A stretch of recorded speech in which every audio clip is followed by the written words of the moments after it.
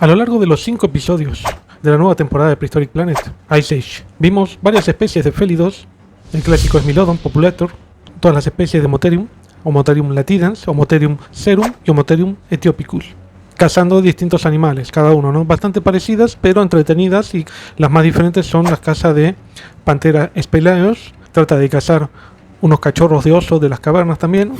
Es el documental con los mejores Smilodon y Omotherium jamás vistos, las mejores reconstrucciones jamás hechas y los comportamientos mejor retratados que nunca. Para responder esta pregunta, vamos a analizar cada escena en la que aparecen Smilodon y Omotherium a lo largo de los 5 episodios de la serie. Así que acá analizaremos sus comportamientos y cómo estos se coinciden con el registro fósil de estos animales. De Smilodon Populator tenemos varias escenas interesantes, aunque repetitivas.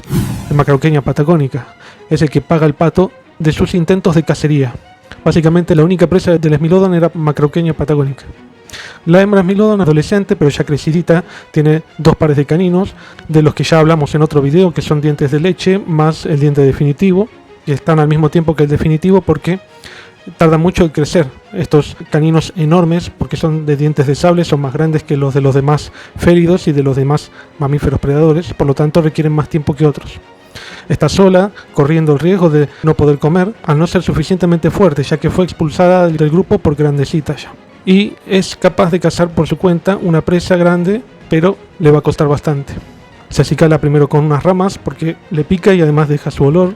Además también rocía algunos troncos de árboles para dejar su olor en distintos lugares. Luego detecta una manada de macrauchenias y corre a una, pero al saltarle fracasa en su intento miserablemente porque aún no puede clavar sus colmillos y no tiene la fuerza suficiente como para derribar a una macrauchenia grande. Debería haber tratado de cazar a un juvenil de macrauchenia. Y así cae estrepitosamente. Luego sigue su camino, frustrada y con hambre, y termina encontrándose con otro Smilodon, macho esta vez, que es el que le salta a la misma macrauchenia que trató de cazar ella y que se acaba de liberar de ella misma. Entonces aprovecha y lo ayuda al Smilodon macho a terminar de derribarla, y el Smilodon macho le termina asestando el golpe final al morderle el cuello en la zona de la arteria carótida. Y luego trata de comer junto con el macho pero primero el macho se resiste, luego la hembra tiene otra estrategia que es hacerse la dócil y se acerca al macho definitivamente, y el macho se lo permite después de una breve lucha o resistencia del macho, y después se empiezan a acicalar entre sí y después se quedan juntos. Posiblemente después van a hacer crías de Smilodon, que puede ser parecido a lo que vemos después, una hembra con sus crías. Podríamos decir casi que esta hembra con sus crías podría ser esta misma Smilodon, pero ya veremos. Esta escena evidentemente sucede en Sudamérica, porque vemos una macrauchenia, aunque bueno, las macrauchenias, que son ungulados nativos de Sudamérica, también llegaron a América del Norte, así que, pero lo dejamos, esto es en Sudamérica, según lo dice el propio Loki, el narrador de la serie. Está bueno que hayan hecho estas así claras diferencias entre macho y hembra, ¿no? La coloración de la hembra, el tamaño menor, bueno, además es adolescente igual la hembra, y el macho más grande tiene estas franjas en el cuerpo de color oscuro. Puede ser que las tuvieran, no se conoce y no es del todo seguro que haya habido dimorfismo, pero algunos investigadores creen que sí tuvieron. No puedo afirmar mucho más allá de lo que dicen estos papers. Y esta escena es algo que se podría haber dado, sí. Guarda relación con la realidad, posiblemente, sí. También hay varias escenas de Omotherium en distintos ambientes y áreas del mundo. Estas escenas están muy buenas. Hubiera estado bueno que mostraran enfrentamientos del Omotherium con Smilodon y con el humano, pero me temo que la serie prefiere ser mucho más suave con la realidad del mundo en esta época. Quieren hacer un documental sobre la vida natural y prefieren ser blanditos para toda la familia. Más allá de esto, vemos en varias escenas grupos de Omotherium latidans que tratan de cazar una manada de rinoceronte lanudo, pero lo hacen en manada, algo que es difícil de pensar sea lo que pasa con félidos actuales, que suelen ser cazadores muchos individuales, pero hay también muchas veces en los que cazan en grupo, principalmente las hembras de leones. Los leones tal vez cazan más bien en pareja, los machos.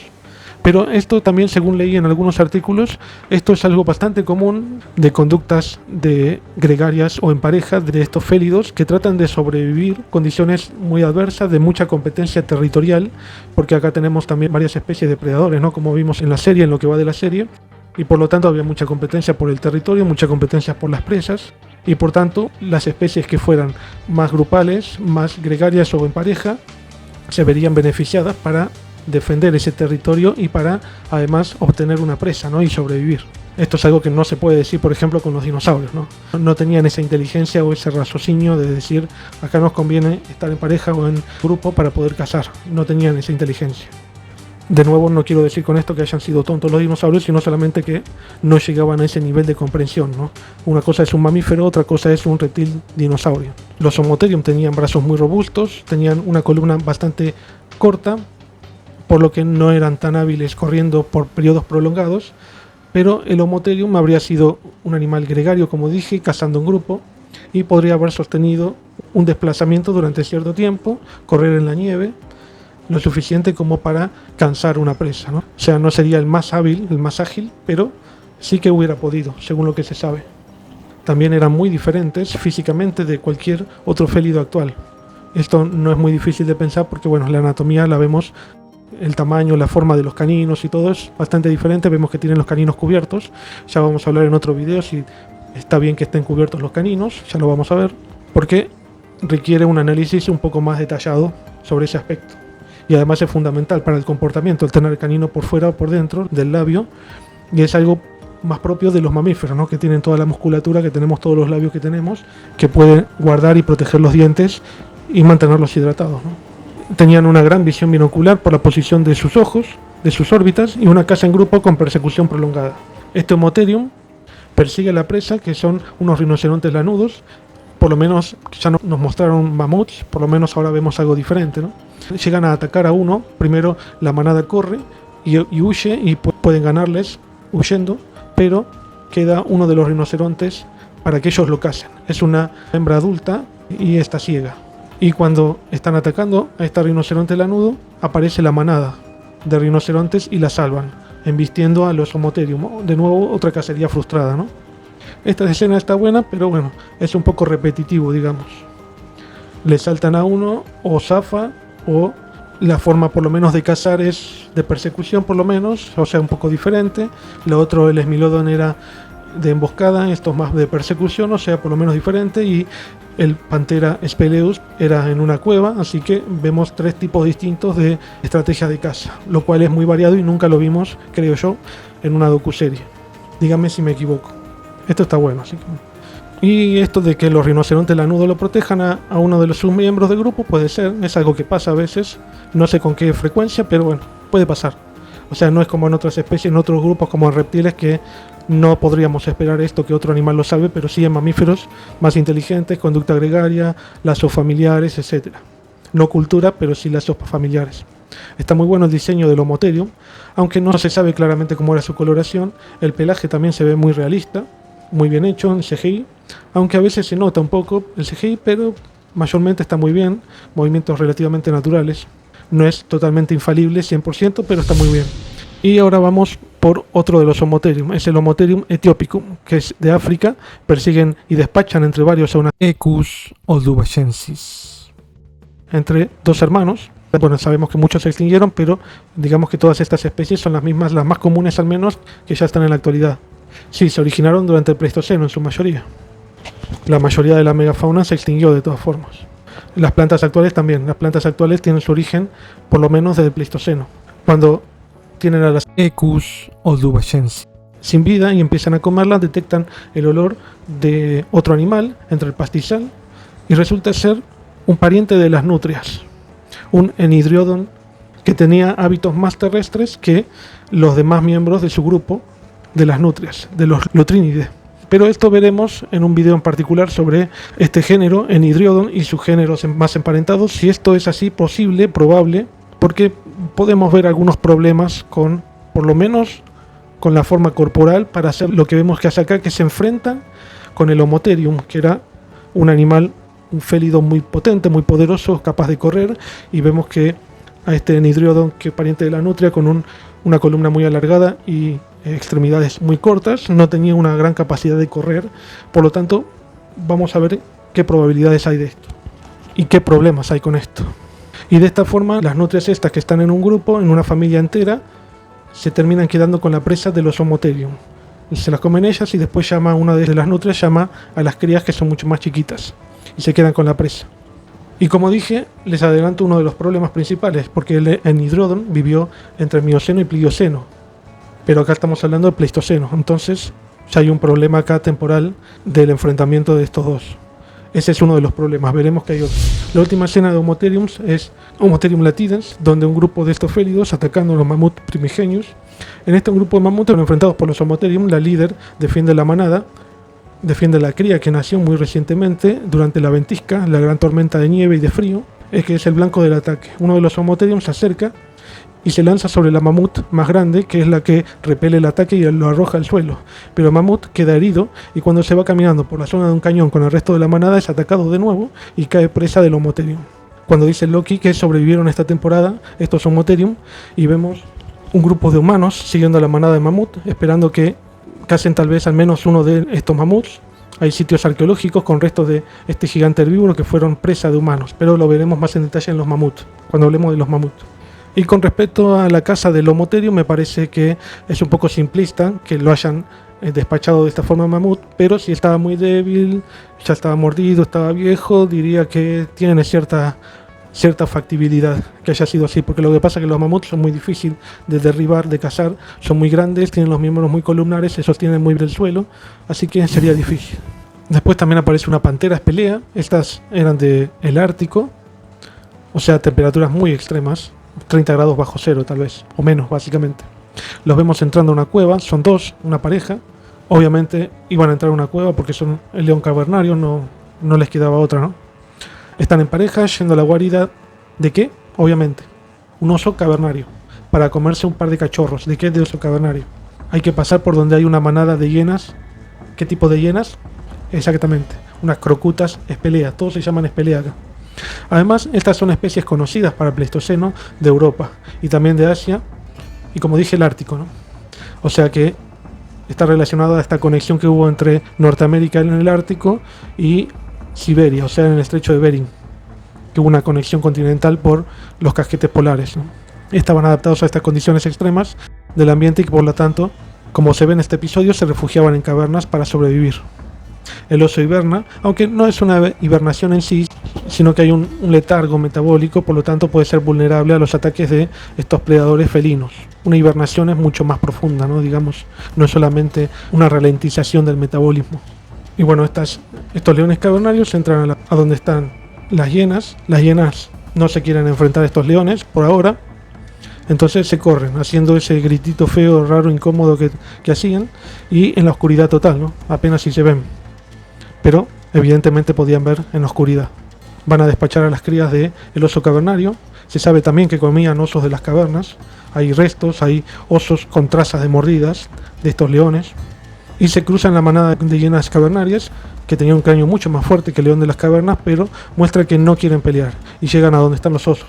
Cuando se acercan lo suficiente, aparece un oso macho a pelear mucho más grande con los depredadores, y con uno se enfrenta con más fuerza y sale uno en el intento. Uno se puede escapar de la pelea, frustrado, aunque el otro de los leones, que logra escapar del ataque del oso grande que defiende a la hembra y sus crías, logra salir de ahí, pero termina siendo presa de las hienas. Se encontraron momias del león de las cavernas que tiene un color muy similar a este que vemos en el episodio, así que está bastante bien reconstruido en ese aspecto. No tenían evidentemente los dientes de sable como lo tienen los felinos dientes de sable, porque no lo eran. También estos leones de las cavernas eran mucho más grandes que los leones actuales, tal vez más de 1 metro más de altura y más de 1 metro más de largo, y se extinguieron también hacia el final del Pleistoceno, hacia el final de las glaciaciones, que evidentemente lo aniquilaron por los cambios climáticos, ¿no? El derretimiento de los casquetes polares los arruinó básicamente. Y obviamente hubieran aprovechado, ¿no?, cualquier oportunidad que tuvieran de despachar una presa, una víctima, porque en esta época los animales tendían mucho a refugiarse en las cuevas en las peores condiciones del invierno, por lo tanto sabían dónde encontrar presas. Se han encontrado incluso presas de estos leones cavernarios, hienas y osos cavernarios en cuevas. Hay cientos de osos de las cavernas con trazas de mordidas de leones, incluso hay osos adultos, o sea, no cazarían solamente crías. Y los osos de las cavernas también se extinguieron, tal vez empezaron un declive hace unos 25.000 años con varias especies de osos cavernarios. No había solamente una, no era solamente el Ursus speleus, había más especies. Y también hay trazas, evidencias de predación por parte de hienas a los osos cavernarios. por lo que creo que hubiera estado bueno mostrar una cacería exitosa a estos osos y no una frustrada, ¿no? Porque digamos que muchas veces tenían éxito, pero querían hacerlo como una escena, como si fuera Disney esto, ¿no? Como no pueden aniquilar una cría pobrecita. Bueno, la otra escena del Smilodon es en la que una hembra, que podría ser incluso la hembra que vimos de la escena anterior, junto con el Smilodon macho en Sudamérica, nada más que esto debería ser Norteamérica, porque vemos un mamut colombinus que no llegó a América del Sur, por lo tanto tenemos que estar en Norteamérica. Está con sus crías. Sí, el Smilodon sí llegó a Sudamérica, pero no el mamut colombinus. Está con sus crías, llega a donde está el resto, el cadáver del mamut colombino, y trata de comérselo. Se lo empieza a comer, pero queda atrapada en la brea con una de sus patas. La brea muy pegajosa en donde quedaron ahí atrapados decenas o miles de distintos animales, la mayoría de ellos predadores. ¿Por qué? Porque queda un herbívoro gigante como este mamut colombino atrapado y aparecen los predadores a tratárselo de comer. Es lo que vemos en esta escena. Esto vendría a representar el depósito de brea del rancho La Brea, donde en la actualidad se siguen sacando muchísimos esqueletos de allí, de la brea que quedó del Pleistoceno. Y bueno, mientras está tratando de comer los restos de mamut y queda atrapada con su mano la mamá, las crías también tratan de comer y están con ella, y aparecen unos Enociondirus o lobo terrible, que sí llegó a Norteamérica y llegó también a Sudamérica. Pero como dije, esto debería ser Norteamérica. Llegan y uno de los Enociondirus atrapan en realidad a uno de los cachorros de la Smilodon, y la Smilodon desesperada se lo saca de la boca y queda el Enociondirus atrapado en la brea, en el depósito de brea. Y no sabemos más qué pasa acá, pero por lo menos la madre con sus crías zafó. El Enociondirus probablemente no, y tal vez se lo coman sus propios compañeros de grupo. No sé por qué no se conformaron solamente con el mamut colombinus, que ya tenían suficiente de carne ahí. Y esto es, como digo, una escena que pudo haber sucedido, si no igual, bastante similar en algunos casos, porque hay muchísimos especímenes, así que debieron sucederse situaciones muy diferentes entre sí. Y después la última escena del Smilodon es cuando un Smilodon macho, parecido al que vimos en la escena anterior, que caza una macrauqueña. Acá también caza una macrauqueña en un ambiente también similar al anterior, y pareciera en el otro punto de vista de la hembra que cuando trata de cazar a la macrauqueña se cae porque la macrauqueña la tira, y después aparece de golpe el macho, pero no, esto es en realidad desde un punto de vista de macho, pero en Sudamérica, en otro lugar, y está el macho solo, la hembra no aparece, así que no es la misma escena, no es la misma hembra, digamos, no está la hembra.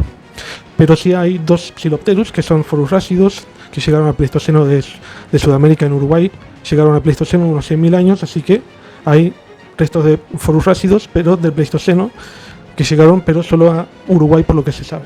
Y este Smilodon caza a la macrauqueña, muy parecido a la escena anterior, y le da el golpe fatal al morderlo en el cuello, en la arteria, y finalmente aparecen también los Psilopterus tratando de comerse un pedacito. Primero uno hace que se distraiga el Smilodon y lo siga, y así come el otro Psilopterus, y el otro Psilopterus hace que lo persiga él para que el otro se coma un pedacito, y después se quedan ambos en las rocas bastante altas fuera del alcance del Smilodon, mientras el Smilodon se come el resto del cadáver de la macrauqueña. Así que quedan todos básicamente contentos.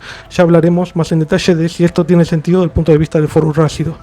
Pero obviamente al Smilodon algunos animales pudieron haberlo engañado de esta forma, digamos. Ya veremos si el forurrácido pudo haberlo engañado o no. Ya lo diré en su video particular de aves. Sí, para responder a la pregunta diría que sí. Es la serie que mejor reconstruye en cuanto a detalle, fotorrealismo, tanto el Smilodon como el Homotherium. En parte retrata mejor los comportamientos. Vemos que el Smilodon tiene un miembro anterior mucho más fuerte y robusto, que le ayudaba para poder derribar a la presa, y unos caninos enormes para podérselos clavar. Pero había un problema con esos caninos, que era en la adolescencia, que tenían doble fila de caninos, y vemos esto representado en la serie por primera vez. Por lo tanto, vemos los últimos estudios reflejados en esta docuserie. Algo parecido con también el león de las cavernas, en el que vemos cómo interactuaba con otros animales de cavernas y cómo trataba de sobrevivir el clima inhóspito de la última glaciación en el Ártico. Casi imposible.